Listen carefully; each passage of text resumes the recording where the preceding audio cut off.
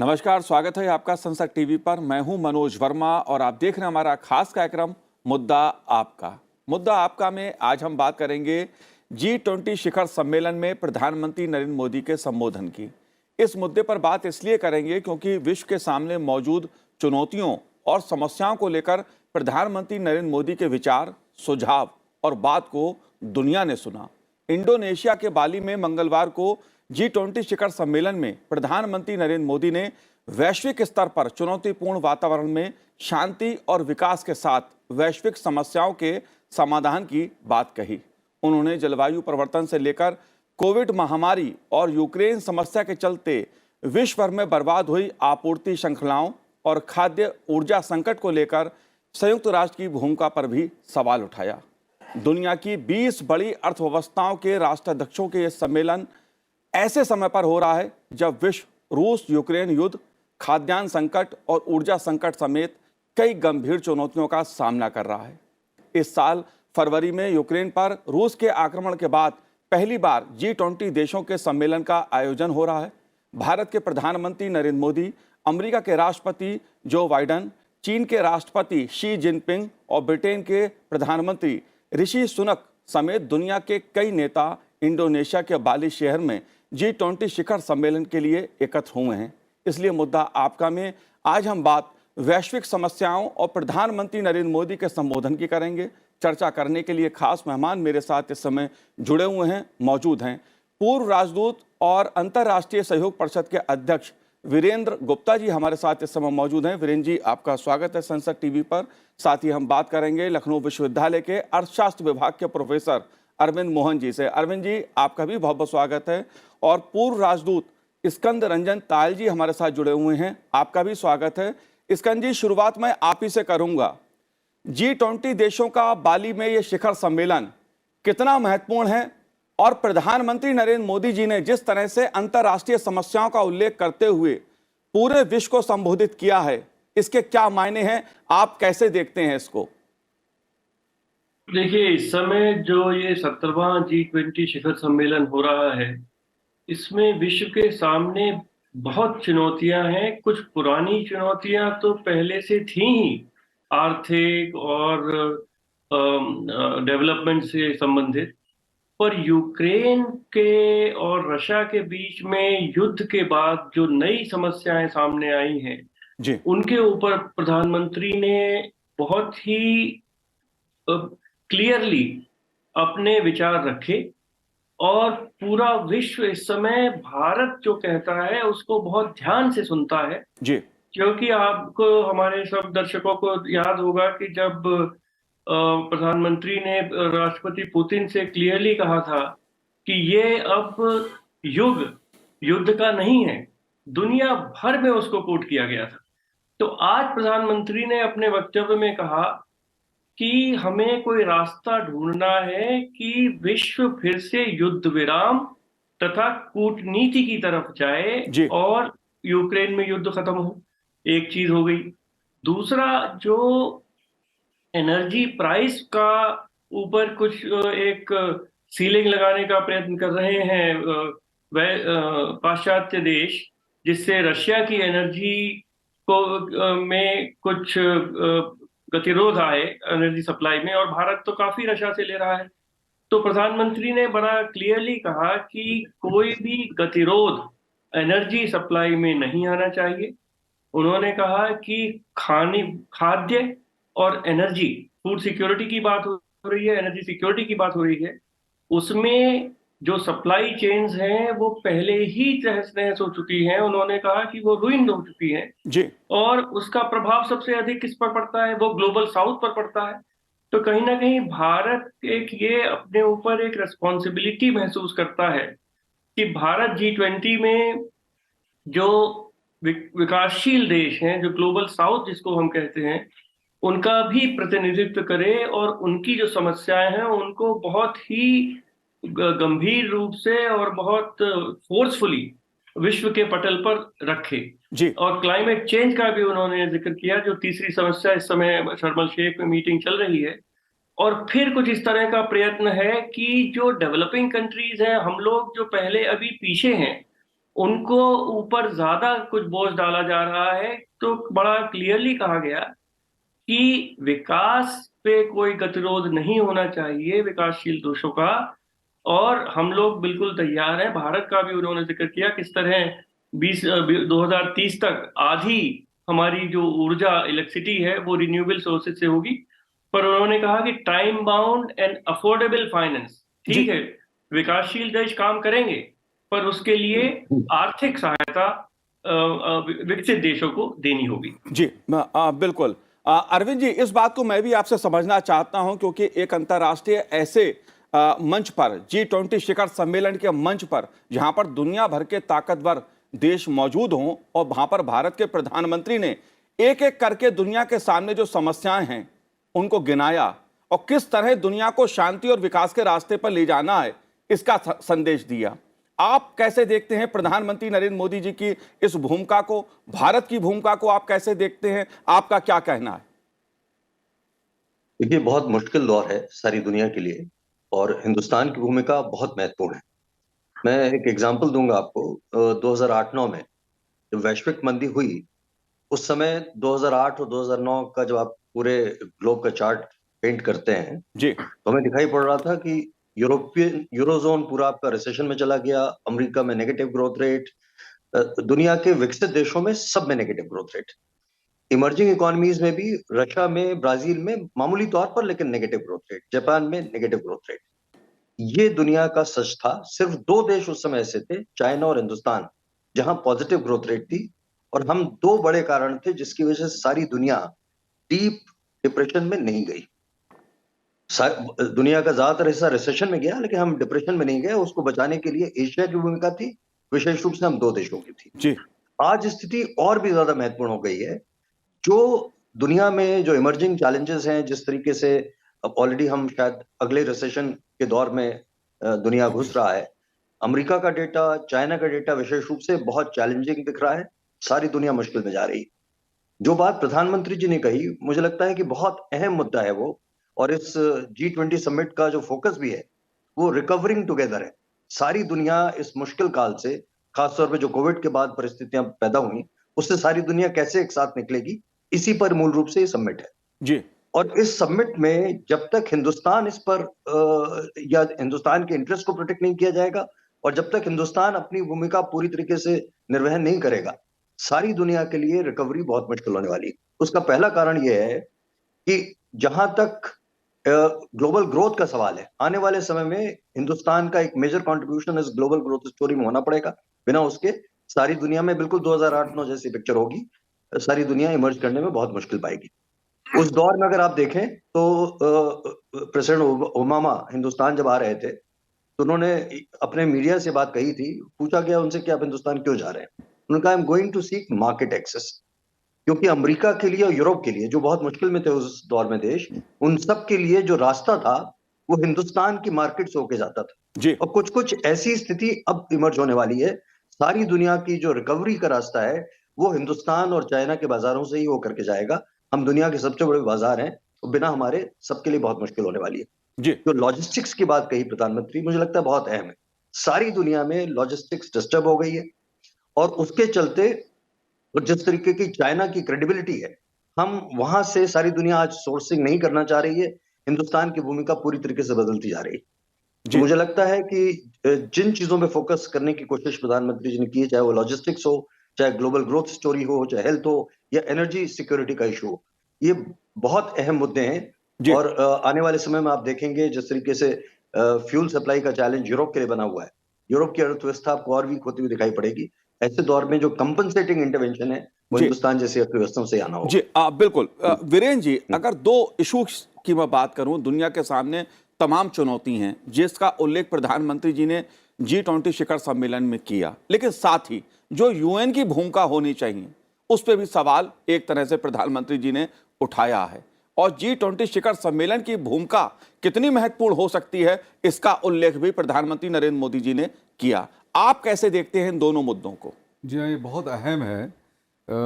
Actually प्रधानमंत्री ने UN के रोल पे बहुत कड़ी टिप्पणी करी है। पहली दफ़ा मुझे लगता है कि भारत के प्रधानमंत्री के लेवल पे एक बहुत स्ट्रॉन्ग क्रिटिसिज्म यूएन का हुआ है। उन्होंने बोला साफ साफ लफ्ज़ों में कि UN has failed in tackling all the major problems that he mentioned. Ukraine की बारे में बताया उन्होंने क्लाइमेट चेंज के बारे में बताया, उन्होंने कोविड-19 पे पैंडेमिक में जो मिलजुल के काम करने में भी, इन सब चीज़ों में यूएन एक फेलियर रहा है। तो इसके बाद उन्होंने ये कहा कि अब जो है G20 का दायित्व बढ़ जाता है। ये आई थिंक बहुत बड़ी बात है और हमको इसके परिप्रेक्ष्य में देखना है कि बहुत सारे देश, वो उन्होंने इस बात का भी जिक्र किया कि UN has failed to reform itself. तो यूएन को रिफॉर्म करने के लिए बहुत सारे देश हैं जो इसके अगेंस्ट काम करते हैं, इसको फ्रस्ट्रेट करते हैं। चाइना उसमें बहुत एक्टिव है और बहुत सारे देश हैं, और इंडिया जैसा कुछ दो देश हैं जो कि एक अपना लेजिटिमेट रोल अदा करना चाहते हैं, उनको नहीं मौका मिल रहा है। तो मुझे लगता है कि अब वक्त आ गया है, और प्रधानमंत्री ने not in so many words but I think उनका इशारा बिल्कुल क्लियर है कि यूएन नहीं कर पाया इन कामों को, ना यूएन कर पाने में सक्षम है, क्योंकि यूएन रिप्रेजेंटेटिव नहीं रहा, यूएन रिफॉर्म नहीं रहा। तो अगर यूएन इररेलेवेंट होता जा रहा है तो हमें एक कोई नई संस्था, नया मल्टीलैटरल ऑर्गेनाइजेशन को सोचना पड़ेगा। और G20 एक ऐसा मल्टीलैटरल ऑर्गेनाइजेशन है जो कि दुनिया के सबसे ताकतवर, सबसे बड़ी इकोनॉमीज को इकट्ठा किया है। अब समस्या क्या है कि ट्रेडिशनली G20 ने इकोनॉमिक और इस तरह के इश्यूज पे बात करी है, क्लाइमेट चेंज पे बात करी है, सस्टेनेबल गोल पे बात करी है, इकोनॉमी पे बात करी है, डेवलपमेंट पे बात करी है, लेकिन दुनिया में समस्याएं और भी होती हैं। तो जैसे यूक्रेन वॉर के बारे में बात करी, यूक्रेन वॉर की वजह से बहुत सारी समस्याएं पैदा हो रही हैं, जो एनर्जी और फूड सिक्योरिटी की आज हम बात कर रहे हैं, जिसमें खलबली मची हुई है, वो काफ़ी कुछ यूक्रेन वॉर से निकल के आई है। और प्रधानमंत्री ने बहुत चिंता व्यक्त करी।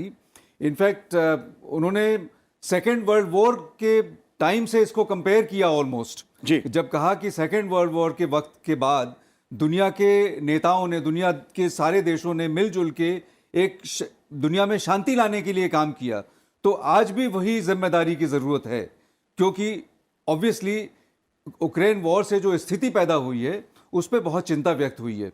तो मैं समझता हूं कि वक्त ये आ गया है कि G20 को अपना दायरा बढ़ाना चाहिए, जिसमें पॉलिटिकल और सिक्योरिटी इश्यूज को भी लाना चाहिए जी, क्योंकि यूएन इज इनकेपेबल, और अगर यूएन केपेबल नहीं है तो G20 जो है ये रोल अदा कर सकती है, और उसमें हमको एक इक्वल सहभागी मिली हुई है जी। बिल्कुल। और स्कंद रंजन जी, अगर मैं बात यूक्रेन युद्ध की करूं, और जिस तरह से G20 शिखर सम्मेलन के मंच पर प्रधानमंत्री जी ने, क्योंकि इसमें कई ऐसे देश भी मौजूद हैं जो रूस के खिलाफ अपना जो उनका रुख रहा है, आक्रामक रुख रहा है यूक्रेन को लेकर, वैसे देश भी वहां मौजूद थे, और प्रधानमंत्री जी ने साफ साफ कहा इस बात को, क्या डिप्लोमेसी के जरिए कोई रास्ता नहीं निकाला जाता शांति के लिए?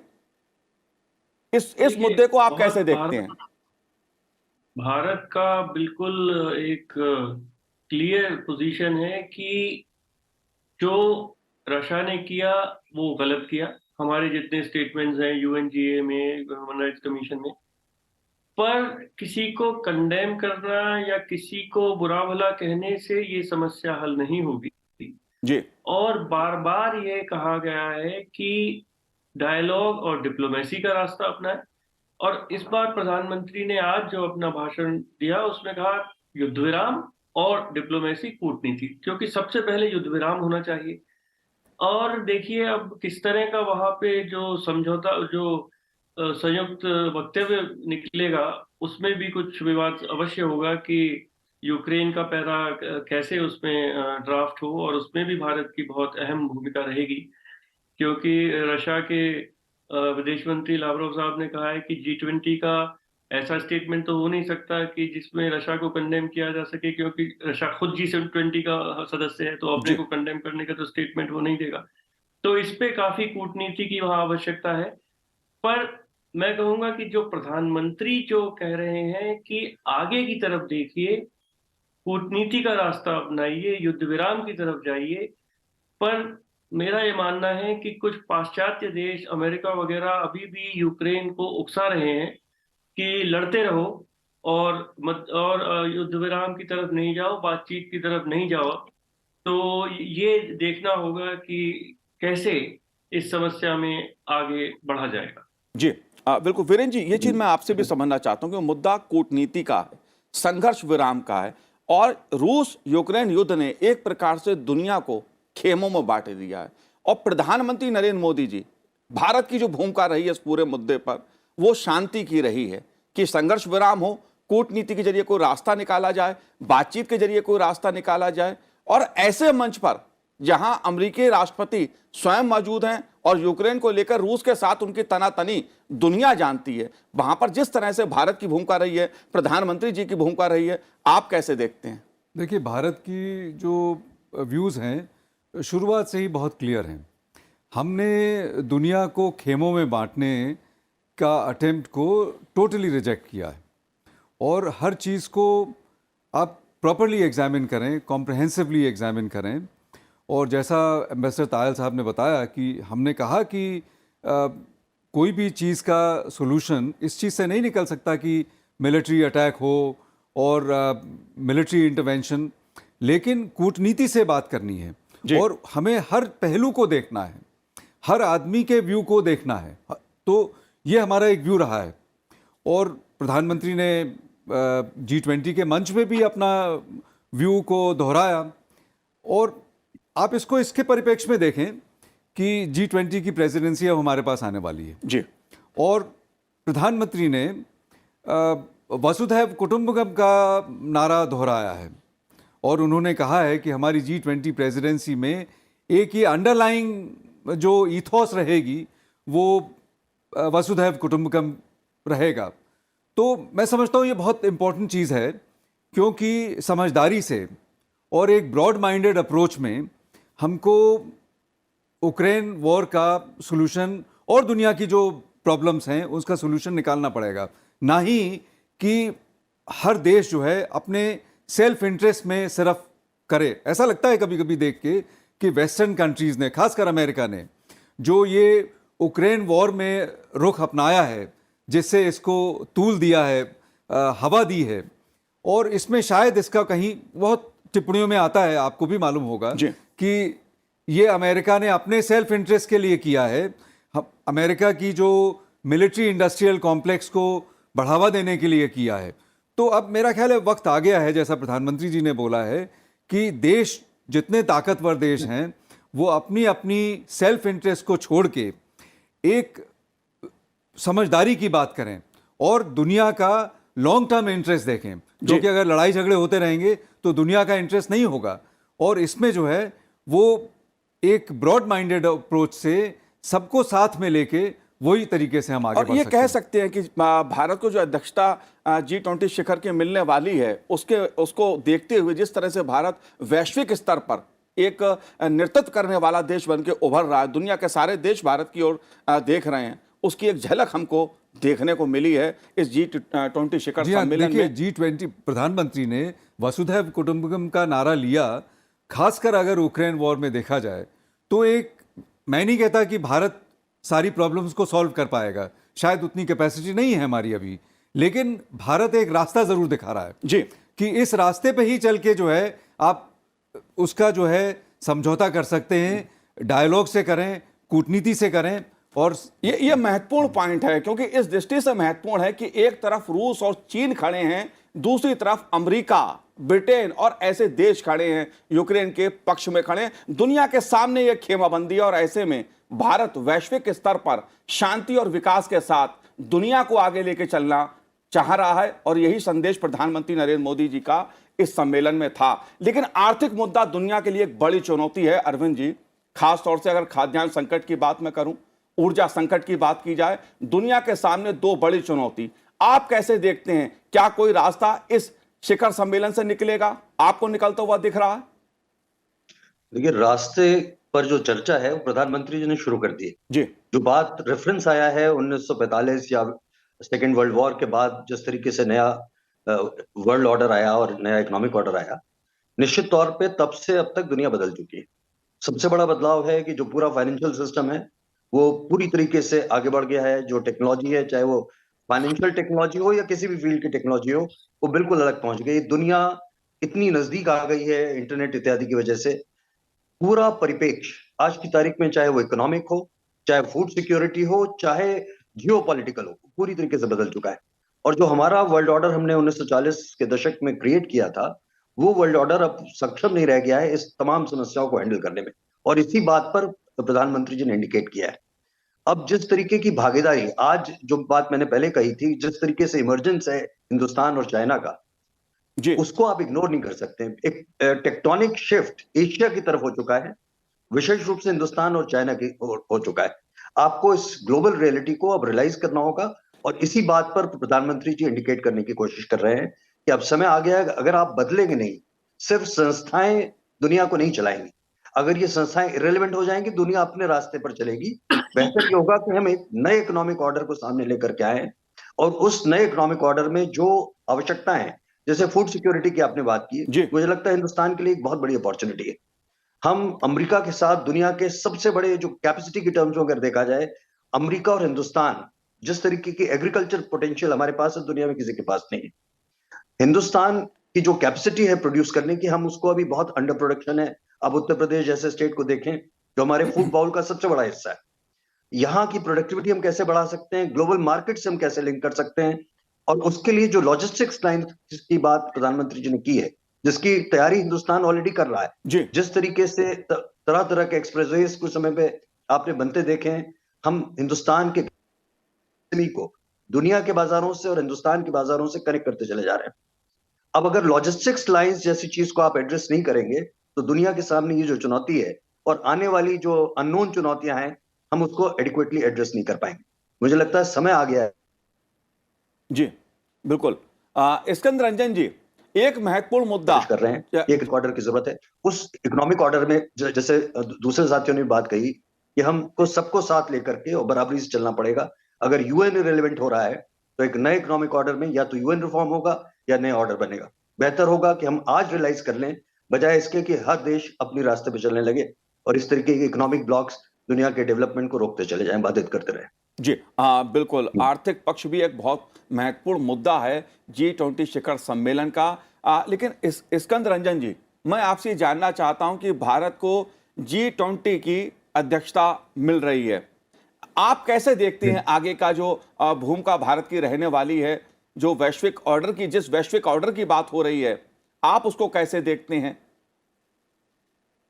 देखिए, भारत का रोल वैश्विक स्तर पर धीरे धीरे बढ़ रहा है और तेजी से बढ़ रहा है और आगे और बढ़ेगा। पर मैं समझता हूं कि जो हमारी G20 की हमारे प्रेसिडेंसी रहेगी, उसमें हम एक ग्लोबल साउथ, जो जितने डेवलपिंग कंट्रीज हैं उनके क्या उनके हित में है, उसका भी एक मुद्दा उठाएंगे। और जो G20 का एजेंडा और जिस तरह बनता है, उसमें 3 देश, पिछला प्रेसिडेंट, प्रेजेंट और फ्यूचर, तो इंडोनेशिया डेवलपिंग कंट्री है, भारत, और अगली जो 19वीं G20 मीटिंग होगी वो ब्राजील में होगी। तो ये है कि तीनों देश विकासशील देश हैं, और किस तरह फाइनेंशियल इश्यूज को कैसे रिफॉर्म किया जाए, हमारे प्रोफेसर साहब ने बताया। तो रीस्ट्रक्चरिंग फाइनेंशियल इंस्टीट्यूशंस पे बहुत ध्यान मेरे ख्याल से भारत देगा, क्योंकि G20 की स्थापना जब हुई थी तो मेन इसका इकोनॉमिक जो इम्पल्स था और जी जो रीजन था वो इकोनॉमिक था। और बहुत अच्छे निर्णय G20 में सब देशों ने मिलकर लिए 2008-2009 में, नहीं तो उस समय बहुत बड़ी समस्या खड़ी हो जाती। इस समय भी पूरा विश्व इसी तरह के एक चौरस्ते पर खड़ा हुआ है, और G20 के सबको मिलकर छोटा मोटा टिंकरिंग नहीं करना चाहिए, उसे ओवरहॉल की आवश्यकता है। और यूनाइटेड नेशंस के ओवरहॉल की आवश्यकता है, वो एक मुद्दा है, पर फाइनेंशियल इंस्टीट्यूशंस का ओवरहॉल करना जी और उसमें जिस तरह की बात हो रही है, क्योंकि अभी पहले ही हमारे शेरपा और पूरा सेक्रेटेरिएट बना हुआ है, बहुत विचार पहले ही हो चुका है जी कि भारत की प्रेसिडेंसी में G20 का क्या एजेंडा होगा, किस रास्ते पर हम चलने का प्रयत्न करेंगे सब देशों के साथ।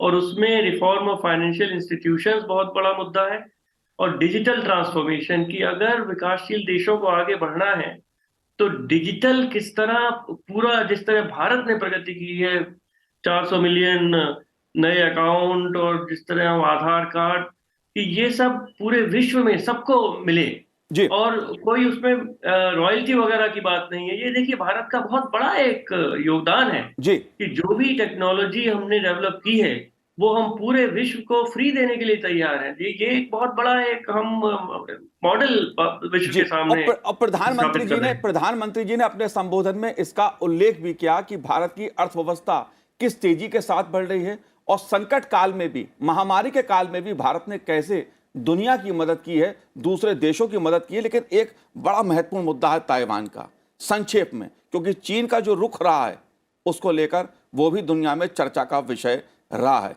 जाहिर सी बात है, कहीं ना कहीं अमेरिका और चीन आमने सामने हैं, भूमिका भारत की बहुत महत्वपूर्ण है।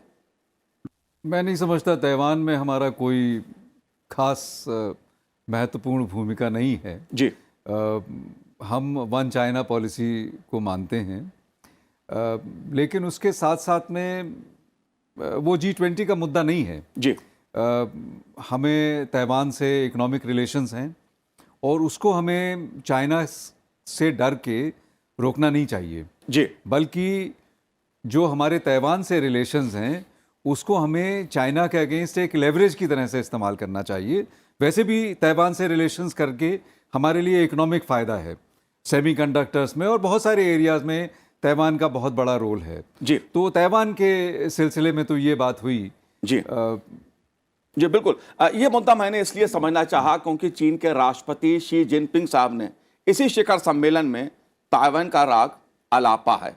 जाहिर सी बात है, कहीं ना कहीं अगर तनाव होता है तो उसका असर पूरी दुनिया पे पड़ता है। लेकिन उम्मीद ये की जा रही है कि जो जी शिखर सम्मेलन है, G20 शिखर सम्मेलन है, इससे दुनिया की अर्थव्यवस्था को एक नई दिशा मिलेगी, शांति और विकास को एक नई दिशा मिलेगी। आप तीनों ने इस कार्यक्रम में भाग लिया, बहुत बहुत शुक्रिया, बहुत बहुत धन्यवाद संसद टीवी से बात करने का।